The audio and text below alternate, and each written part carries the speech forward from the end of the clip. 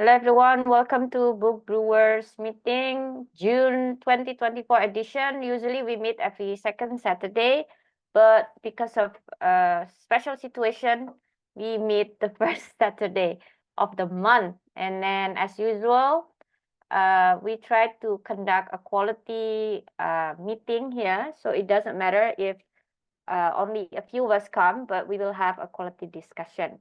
So one by one, we will present the book we read this particular month, or maybe we don't know when you read it. You can also present a book you read 1 year ago. Okay. The title of the book, what is it about? Why did you decide to read the book? What are the key takeaways from the books? And is there a question you'd like to discuss with us? Maybe something interesting from the book you want to discuss. You want to know other people's perspective about it. And also questions from the audience. I usually like to rate the book, like 4 out of 5 or blah, blah, blah. But Donald doesn't like it. So it's really up to you if you want to rate the book. Now, let's start with the first presenter, Donald. Psychology of... wait. The what? It's the art of impossible. The Art of Impossible. Donald. Okay, thank you for the time. Good afternoon, everyone. So for today, I would like to present a book titled The Art of Impossible. The author is Stephen Kotler. The subtitle of the book is A Peak Performance Primer.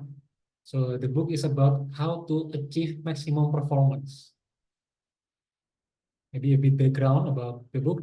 So the author worked as a journalist, and initially he covered extreme sports, action sports. So like snowboarding, mountain climbing, so more the adventurous kind, not the normal sport. And he wondered how these people can achieve maximum performance. So that's the background of the book. But this book is no longer just about action sports, but about performance in general. Why did you decide to read the book? Because I'm very interested in the subject. It's about peak performance. Of course, we want to have maximum performance if possible in whatever we do. And this book is not too long. There are many books that I want to read, which are very long, like 400, 500 pages. Recently, I don't have that much time to read books, but this book is only 270, relatively short for this kind of topic. So that's why. And also, I like the structure, so I try reading it first. And the structure is very, in my opinion, well organized, top down, so easy to understand the flow. What are your key takeaway from the books? The author based the findings on biology. So he talks a lot about biology, talks about why this works, because this happened in your brain. This is his approach, because in his opinion, if we just use like psychology, it applies to just some people, but biology applies to everyone or almost everyone. So that is the approach in this book. And based on the findings, so he did a lot of research. He actually outlined how he did research, and it's very interesting. It's very deep, the way to do research on a topic. And based on his research for many years, the key component for maximum performance or peak performance is flow. Flow is a concept that is popularized by psychologists. The name is very difficult to pronounce. I think an Eastern European name, so I don't even remember, with C, starting with C. So flow is a very famous concept, and in this research, the key component for maximum performance is flow. This happens in action sports, happens also in cognitive areas. And I agree with it, because when I read biographies of many people, many of them actually experience flow a lot. So just to give one example, not mentioned in the book, but I remember this: Bill Gates, when he learned to code, he experienced flow one time, because at that time computer was very limited. You must go to a operation to have computer, to use computer. Once he could, and they took the his chair away to force him to go home, and he just kept coding standing. So that's flow. You just concentrate fully on the task at hand. But this book says that flow, while it is required for maximum performance, it is not sufficient. So that is interesting. It is a key component, but by itself, flow cannot give you maximum result. You need three other components. The first one is motivation. The second one is learning. And the third one is creativity. And the way the author describes all these components, first, motivation is how you get into the game. So you must have the motivation. Otherwise, you will not get into the game in the first place. So motivation is number one. Number two is learning. It is how you stay in the game. The author explains something called Infinite Game. Infinite Game actually is the title of a book by another author, Simon Sinek, but I don't cover that book. But the same concept is used here. Infinite Game is the kind of game where the goal is not to win, but to keep playing. So that is the goal. And learning is the way to keep playing. If you don't learn, you will get kicked out of the game. So motivation gets you into the game. Learning keeps you in the game, and creativity helps you steer yourself in the game. So how you make move. And flow is like the underlying layer that boosts your results in all this. In learning, in motivation, in learning, and creativity. So I like the book because it is very well structured and connect all these components all together. So the key takeaway is flow is very important, and we need to maximize these components, flow and motivation and learning and creativity. Obviously, the book gets into the detail for each part. Maybe we can discuss that later. Is there a question that you would like to discuss? Not from me. I will read the book as it suggested. I will rate it 5 out of 5 because it is insightful and research based. And actually, one of the other takeaway, not the content of the book itself, but another takeaway that I take from the set is how to do research. So this author wrote the book after a very deep research, and he outlined how he did research in the book. So that is another takeaway. Also, this is how you can claim that you understand a topic enough to write about it. He outlined the process in detail. And lastly here, any question from the audience? Any question? Yes, I actually have two questions. Number one, is there anything mentioned in the book how to make the motivation born and to keep them? Because obviously that's one of the key components earlier, right? You mentioned. And the second question is about this infinity game. Is there anything in the book saying that what if we play in the wrong game in a way that should we still continue? When do we know whether we are in the wrong field or something and then continue or not? Thank you for the question. So for the motivation part, it has some components. The three main ones are curiosity, passion, and purpose. And these are in order. So you start with curiosity. And actually, this also answers the second question from David. With curiosity, you have broad interest, and then you sample them. Actually, this book also refers to RAINS, another book that we discussed in the past. The experts in the book RAINS, they have something called sampling period. So they sample different fields and they specialize only later after they accumulate experience across different fields. And that is curiosity. So this author suggests trial and error. You try different fields that you are curious about, and then from that you can find your passion, something that is a perfect fit. So it's like a match between your interest, your capability, And after you find this is the passion, the second step, you need to go to the next step, that is purpose, because passion is self-centered. That is, the motivation is for ourselves, but that will not sustain you for long. So if you want to sustain yourself for the long term, this is the infinite game, you need to have purpose. So curiosity transform into passion, passion transform into purpose. How? By seeking ways to contribute to a bigger cause that is beyond yourself. And on top of these three are called, oh sorry, yeah, these three is the three main parts. There are two more: autonomy and mastery. Autonomy means you have control over your schedule. And the second one, mastery, is you have the desire to keep improving yourself. So there are five in total.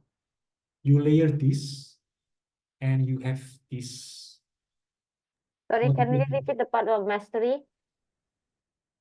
Sorry, the mastery part. Yes, I missed the mastery one. Can you repeat the mastery part? Mastery is the desire to get better at what you do. So to keep improving yourself, it is having the craftsman mindset. Actually, it mentioned also in detail like growth mindset and how to evaluate your learning, that kind of thing. So mastery is you want to improve yourself and you feel fulfilled because you keep improving yourself. So curiosity, passion, purpose, autonomy, mastery.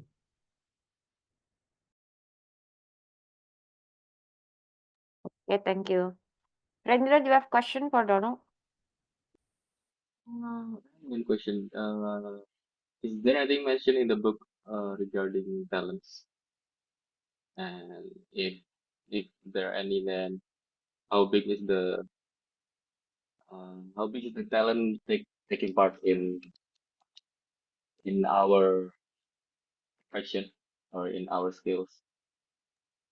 There are infinite debates regarding talent versus hard work. Is there any mention in the book regarding this? Yeah, thank you for the question. The book doesn't use the term talent, but it does use the term strengths. So maybe similar. Strengths. Strength. Yeah, so Yeah. the book doesn't mention talent, but it uses the Oh, term strength. And there are different ways to measure strength. There are different authors, but that based on this author, you can find and define yourself what the strength is. But the author actually emphasize more not on the strength side, this is talent, but on the growth mindset. So if you have growth mindset, you can develop whatever it is that you want to develop. And in fact, one interesting part of the book, that this is also a takeaway for me, is he mentioned that if you have growth mindset and curiosity, you will be curious to apply the growth mindset to something new. So for example, I'm a developer, software developer, but then because I have growth mindset, this is just an example, I'm interested in learning guitar. If I don't have growth mindset, maybe I think, well, I'm just a scientific kind of person. But if I have growth mindset, I'm curious. I believe I can get better at guitar, so I will learn it and get better. And then I will find another interest and apply growth mindset in that as well. So I think the book mentioned more about the role of the growth mindset more than talent or strength. Sorry, I have question about this. So you said the growth mindset is contagious, like it makes you somehow want to get better in other field like that. Yes, contagious in ourselves, so within ourselves. Yeah. So makes us want to try other field or get better in other field as well, not just in one field, right? Yes, Okay. yes. But How does but, it? the, Yeah. Yeah. but there is a difference. Mm. So there is something like the book doesn't use this term, it uses its own term, but I will use the common term. There is the core competence. And there is something else outside of your core competence. So for those things outside of your core competence, you can just aim to get good enough in those fields using Pareto principle. So you find the important things or the importance points to learn in that, and you just learn to be good enough. So your curiosity and growth mindset can lead you there. But for the core competence, you go beyond just good enough and you want to get close to perfection. So it's growth mindset, but you apply the growth mindset in different intensity. If it is outside your core competence, you apply it, but only until you are good enough. But if it is your core competence, you apply it until you are nearing perfection. Okay. Because I remember like Warren Buffett, for example, suggested us not to try many different fields because somehow that makes us lose focus and become a distraction. So I was wondering how this growth mindset make us have tendency to learn about other things and get better with it, but that also requires our time and energy as well. So somehow distract us from our main core competence, for example. So how do you view that? Yeah, actually, this is related to another part of the skills that we need to have: motivation, learning, and the other one is creativity. So this part is important for creativity in that if we are curious about many fields and try to get good enough in those fields, we will have the ability to cross-pollinate all these ideas and come up with something novel. And that is creativity. So to put it briefly, we have this main thing that we want to get good at, but in order to be creative in our field, we need to learn all these other fields. Otherwise, we are just recycling existing ideas. And actually, a good example that I like is Bill Gates. Bill Gates is mainly a tech innovator, but his curiosity is boundless. He learned about everything, like economy, history, nature, everything. And from this, get many ideas. Just like Steve Jobs also, right? I think Steve Jobs is more on the art side. I'm not sure about the other. Oh yeah. Yeah. So it's like the book Range. That one. Remember the book Range? Yeah. I think the same author, David Epstein. Yes. Yeah, Don't know. Have Epstein you is read strange. Range? Sorry? Have you read the book Range? Yes, Epstein. Oh, three of us have read it. So it's the same. How we mold creativity from learning many different things. Right? Okay, yeah. Anything else, or we can move to the next speaker? Yeah. Okay. Me. All right. So my book is September 11, 2001. This is part of the series of Witness to History, which I tried to finish. It's from my school library and without any particular order. So this was next. And I think it's interesting because last month I read about the war in Iraq, right? And then the war in Iraq was actually, it happened after this one, the invasion of Iraq 2003. So that got me interested in this one. So yes, the title is September 11, 2001, and the book is about the information surrounding the event, obviously, but also a lot of interviews about people who are actually there in firsthand. Yeah, including a lot of the statements from the president, from the member of journalists who were there even in Afghanistan, and those who were witnessing what happened. Okay, so this is what the book about. That's how I decided. What are your key takeaways from the books? Actually, this Witness to History book. The way I liked it in the past or in the past few months is because they combine information with the witness from people, basically, right? People who were there firsthand. So we got to read the diary entries of important people, things like that. However, this book is probably the first that I don't really like. So the first from the installment of Witness to History that I don't really like, I actually rated 4 out of 5, if not 3. actually. So I'm going to put it in the Goodreads later. I'm wondering whether 3 or 4, because there's not a balance of information here. In the past, it was more objectively talk about the moment or the history, and then like 20% talks about the witness, basically. But here's too many witnesses. So I don't get enough context or information that I wanted to know about the event. It's only 20%, while 80% is what people see, and what they talk about is somehow the same thing. I feel shocked, I saw the smoke and my eyes burn. Basically, people talk about the same thing, uh, with the same topic, basically. So I think the composition between the witness itself and the information about the moment was very imbalanced. Yeah. So this is what I don't like about the book. However, I managed to take some key takeaways. Now, if I have this clear, what is it called? A clear post-it, yeah, which I really recommend. I like using a clear post-it like this to write my reflection. I usually have a lot, right? In the front, this is full, and in the back also full. This one only 3, because not enough key takeaways I can take it from. But let me share what I can find.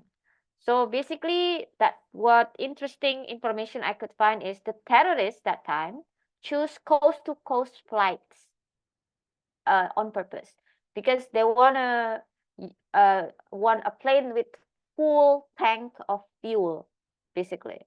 So that will, the explosion can be dramatic, basically, if it's by comparison to short distance flight.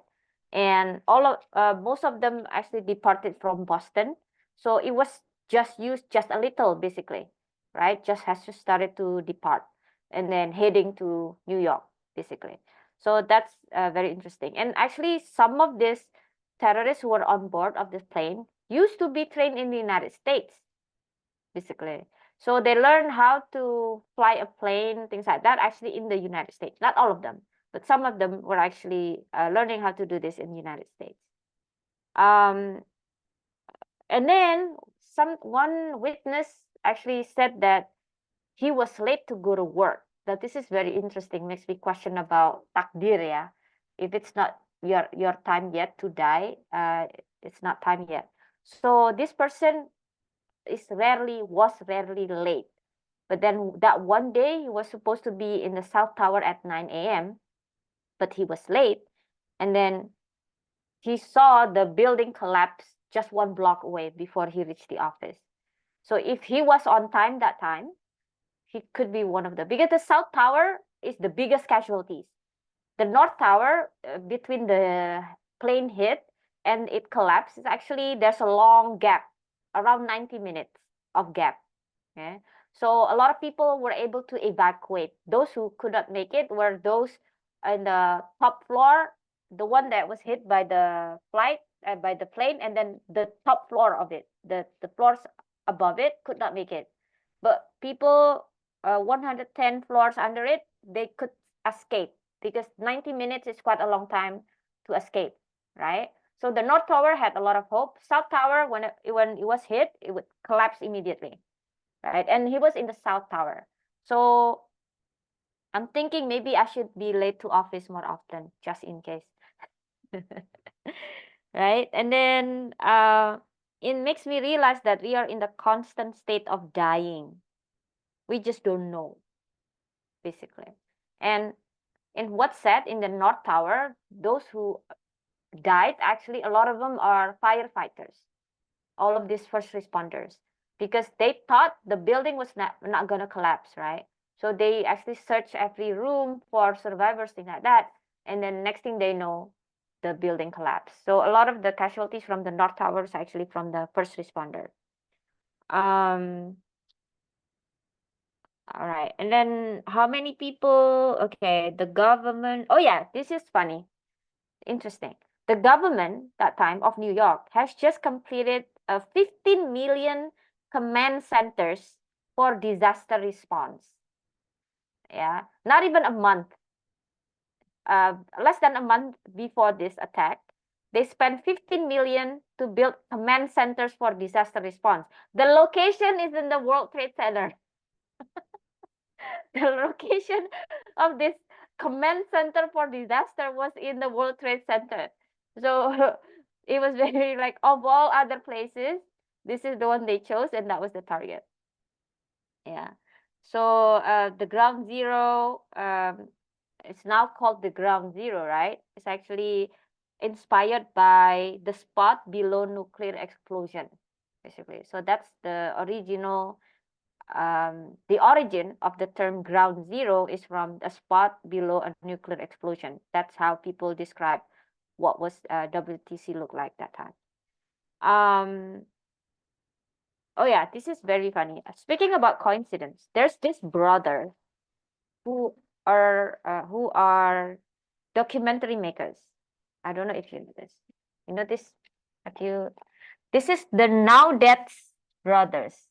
Okay, so the Now That's brother on that month actually making a documentary about a day in the life of a firefighter in New York. Okay, so they actually filmed, had a contract with this firefighter, and we'll just follow your daily routine for a month, basically. And they almost gave up because in this a few weeks of filming, almost nothing really important happened, right? So just when they were filming and this 9/11 attack happened, of course, this the person they followed had to help, right? So they were there to document what he was doing. And then he heard a plane coming, right? And then shot it.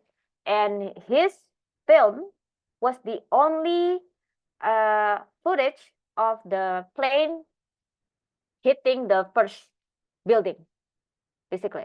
So, or the second, I forgot. But it was the only surviving footage of this of the attack, basically, just by pure coincidence, you know. So I think it was amazing how this thing happened. I wonder whether they're actually an insider or something. It's just very, the coincidence is too convenient, I think.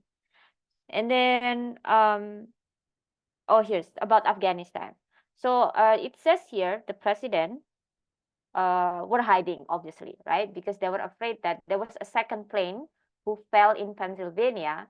Actually, it was supposed to head towards the White House. Okay, but the people on board rebelled against the terrorists. So for some reasons, the plane fell on a field, yeah, like a potato field or something, right? So it could have been heading towards the White House. So they know that the president and the vice president were the targets, basically.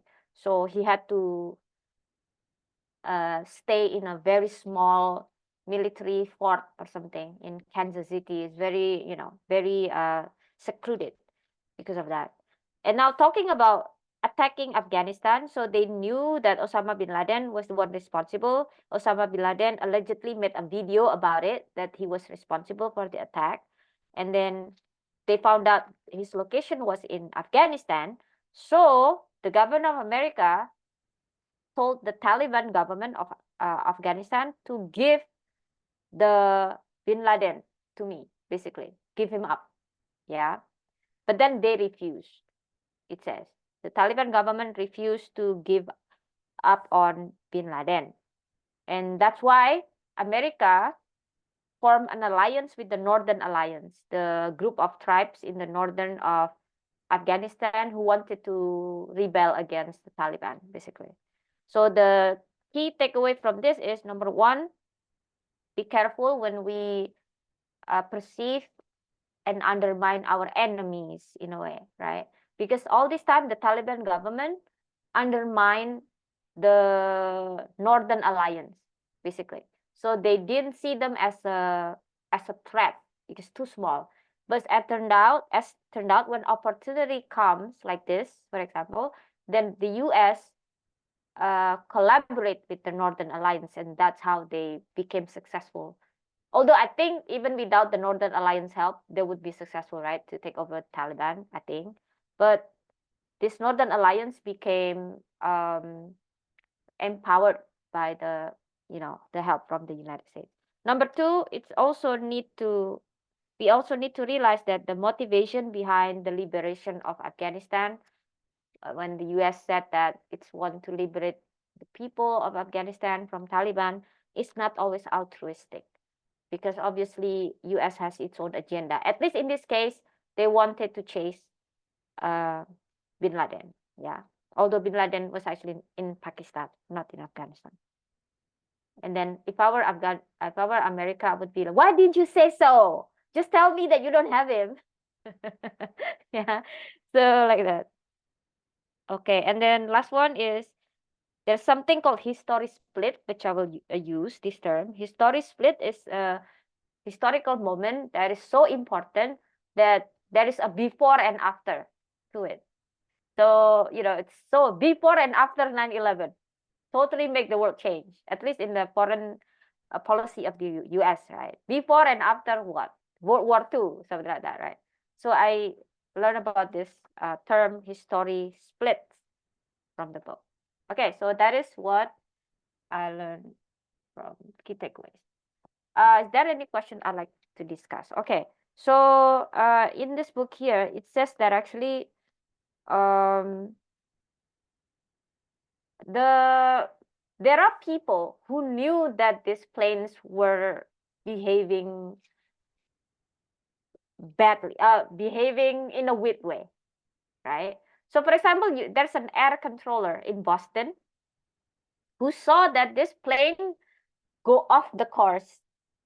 Okay, so this plane is supposed to go that direction, but then went way out of the route, right? So this air controller in Boston tried to contact the closest controller close to that plane. Can you check on that plane because it's going off course? And this other controller dismissed the concern, saying that it's quite normal to me when it is actually not normal at all. So what do you think makes people somehow dismiss a risk or a possible danger like this? What do you think of this?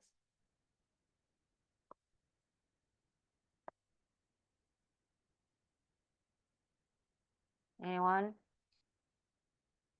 Are you gonna be dismissing it or not? Are they stupid? Need to have the focus on this to know which risk that we can dismiss or not. So yeah, I don't know from the point of view or from the our controller. I'm Like thinking maybe maybe. there kind Yeah. of risk that can be dismissed, and that's such of course plane is normal, and there's some limit that need to be alarmed. Yeah, I'm not sure about it.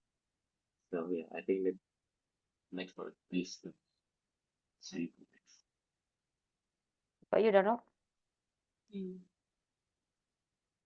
Yeah, I think there are two possible reasons. The first possible reason is that we have limited attention span. So if something happens too frequently, we will just dismiss it as just another occurrence, because maybe it is something happened to many times.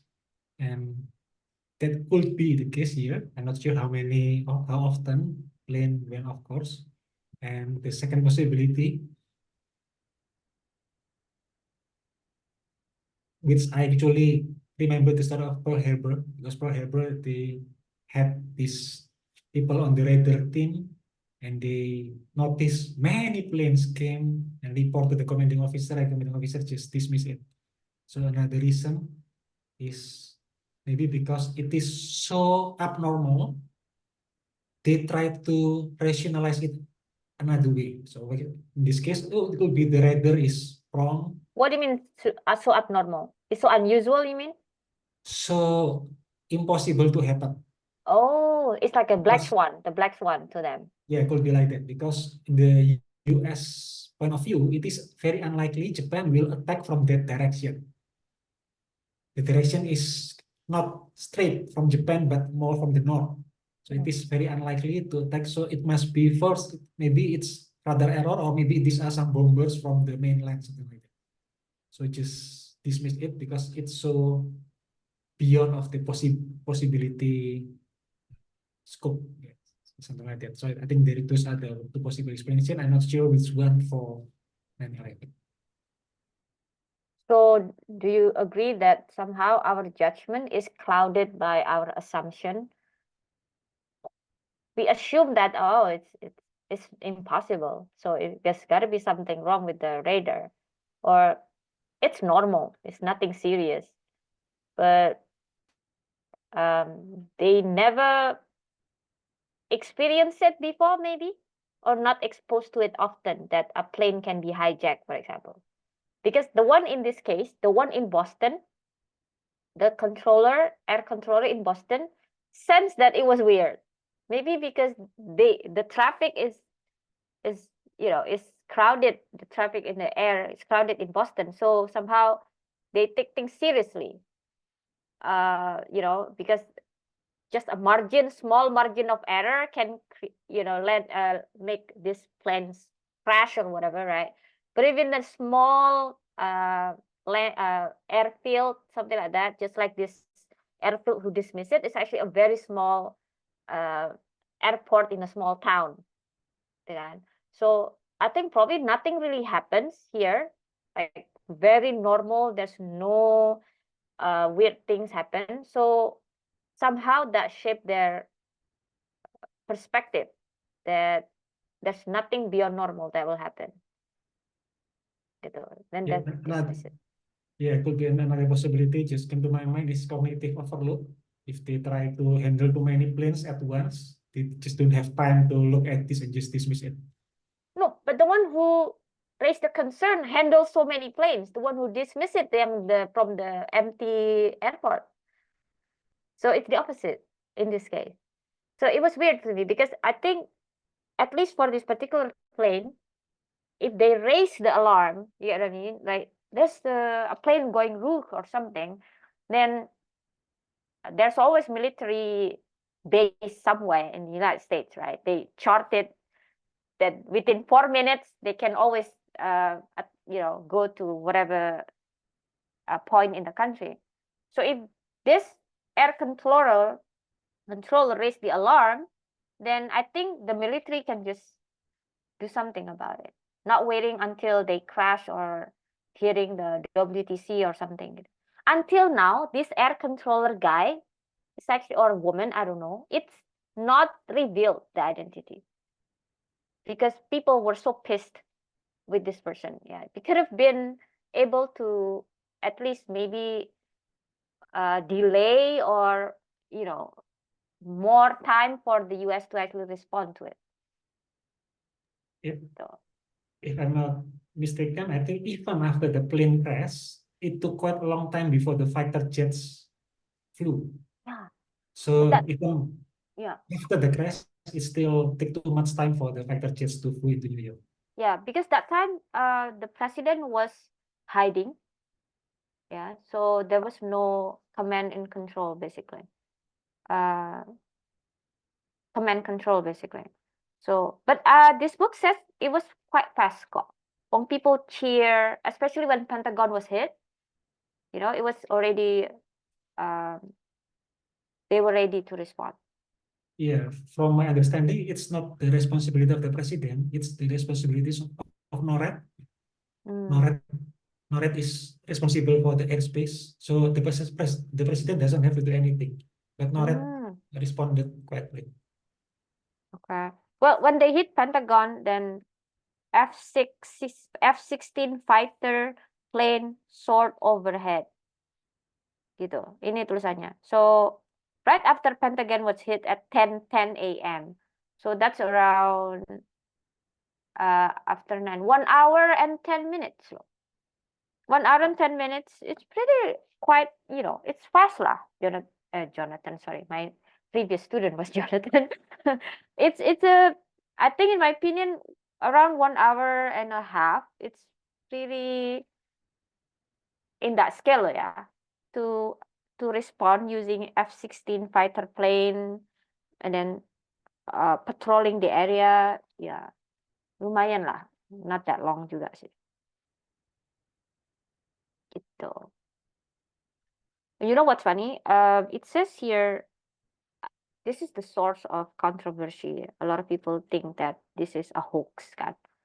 Yeah, you know, that this is insider's job and things like that. The book tried to explain that the reason why the building collapsed is because of the burning fuel from the planes actually run down the lift shaft, and that's melting the structures or the irons in the structures. But I don't know whether that's true or not. But another thing that was suspicious to me, and the book did not even explain, the book avoided, is about the Pentagon. How come 150 people died when it was only 2 floors hit?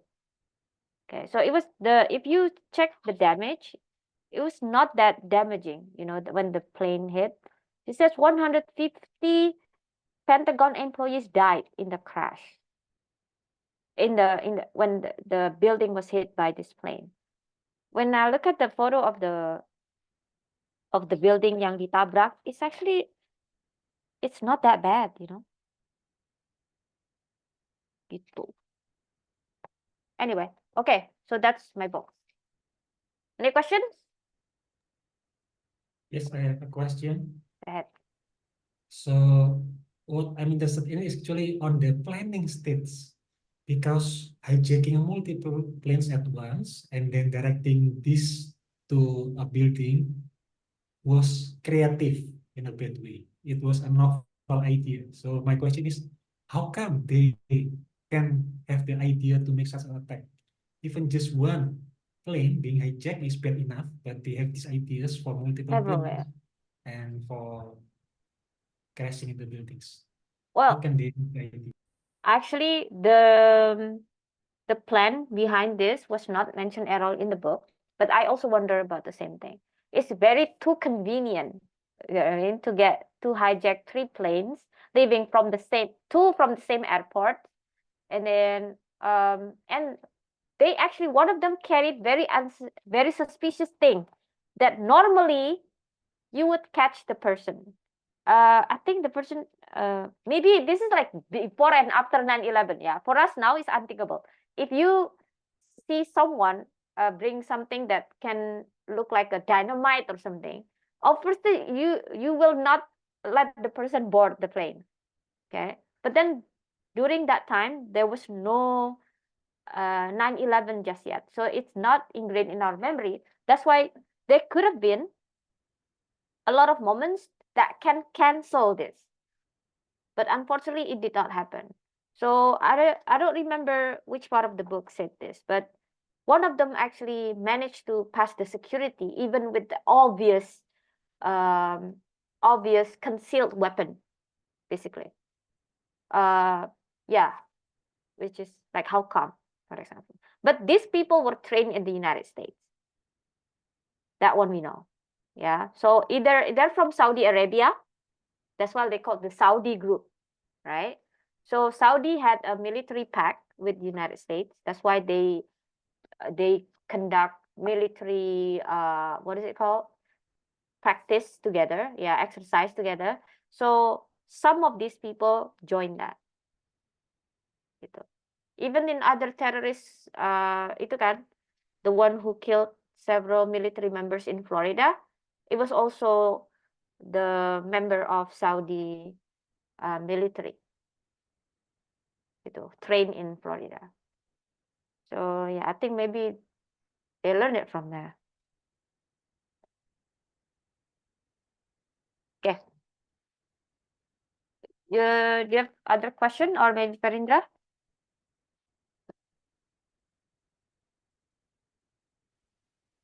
Any book, um, not on the witness side, but something like analytical point of view, or maybe some Noam Chomsky book for the 9/11. I love Noam Chomsky, but I haven't read his book related to 9/11. Is there any? I think there was one, but I also haven't read it. Mm. Maybe if but he writes a lot of books. Noam Chomsky, yeah. And a lot of Yeah. people compile his thoughts and then put it as Noam Chomsky as well. Mm-hmm. So an interview with Noam Chomsky. Yeah. Yeah, but I don't know, I'm not really interested actually. So I have this things that I highlighted that I wanted to find out more, but I think it's enough for me to just. I'm not going to down the rabbit hole of the conspiracy behind 9/11. I know it's gonna take me a decade to learn it. All right, Yeah, I have another question. go ahead. Time. So I'm interested in the dark creativity side of this because this is very novel in a bad way. So my question is maybe not from the book itself, but do you have other examples of this kind of out of the box thinking on the part of the planner, maybe in other events that you know of? Because 9/11 is actually a lesson in creativity again in a bad way, but it is creative novel and for people that surprise. Do you have other examples of that kind of novel thinking? I think, in my opinion, to be honest with you, I don't think they were that creative. Actually, when we talk about creativity, if you look at the military plan that the United States come up with in like a Operation Desert Storm, Operation Liberty Wind, gitu-gitu, it's very advanced, creative, it's crazy lah. It's amazing, right? However, I think because the one who did it was somehow we did not usually we do not usually think as smart people. You get what I mean? We somehow underestimated them. That's the only thing that I think makes this situation was successful, because we totally America underestimated its enemy. Because what they did was actually very usual for America. America is the one doing it, but because it was done by a group that we never thought they would be successful in doing it, then they became successful. So I think the fault in ourselves that we underestimate other people is the one that makes us somehow fail to respond to it or make their plan become successful. That one. So they benefit from being underestimated. And I think number two is because originality is really matters here. So if no one has done it before, you get the element of surprise. Okay. Because right after 9/11, then people became very aware of this, right? So you need to be much more creative to bypass all of the security protocols and things like that. But that time they benefit from that. It has never happened before. So they somehow enjoy the apa ya, the moment of no scrutiny. They just no one noticed, something like that. So in my opinion, it was not that special, but the time that it happened and who did it was the one that contributed to the success.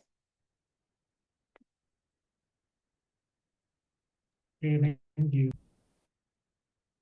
Do you have any other example of dark creativity? Well, atomic bomb is a dark creativity.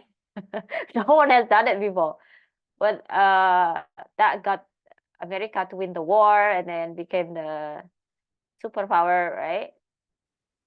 But yeah. Okay, I think that's it. Yeah. Farinda, is there any book you want to share? I know he said he wants to listen Not only, for but now. he read a lot of books. Don't know, just like No, me. no, no, no. No, no. It's been a while. Oh, it's been a while. Yeah. Maybe if I can ask a question to Farindra, Yeah. what is the book that has give you the most impression or give you the most lasting impression in the last 1 year? The last 1 year. Yeah, the book that is most impressive to you? Or in the last forever? Yeah, Last Forever is fine. The last 1 year, wait, let me check that. I think it's either the It doesn't have to be last 1 year, maybe recently. Recently can yeah, be yeah, 1 year, recently, 2 years. recently. Years. It's either philosophy terrace. When Oh, what? I Sorry? do the first I can. philosophy terrace. Oh, philosophy terrace. Philosophy Oh, terrace. Yeah, the first time I knew a glance about the stoicism, although it's just the practical sample, and either that or the psychology of money. I think those two books that I frequently mention to my friends. Psychology Both of books, Money is the one Fajar mm. wanted to review, yeah. Oh, I think I also share it in the voice file already, Like if I'm not mistaken. few years ago, yeah. Yeah, years ago. I think Donald also read the book Psychology of Money, right? Donald? Not yet. I've been waiting for the book to be discounted and has never been discounted. So I have Oh, never how about read that it. money book about money itu loh, yang apa? Very 600 pages about money. What was that book about? Any more specific? Because I read a lot of books about money. Yeah, but the one you shared last time, the one he said, I'm gonna read about this book. It's 600 pages. It's all about financial blah, gitu. That one. But I'm interested to read about Psychology of Money. People say it's a really good book, yeah. Yeah, the title of the book that Pipi just mentioned is Money Changes Everything. Yes, Oh, 600 Money pages, Changes Everything. History of Finance. Yes. Oh, yeah, that one. Okay. Filosofi Teras, Henry siapa? Manam Piring. Yeah, Henry Manampiri. Okay. That's also Dia's favorite book. Okay, I think that's it today. Let's take photo. Grab the closest book you have. I'll block my. Okay. Do you read ebooks, Farindra? Or Yeah. Oh wait.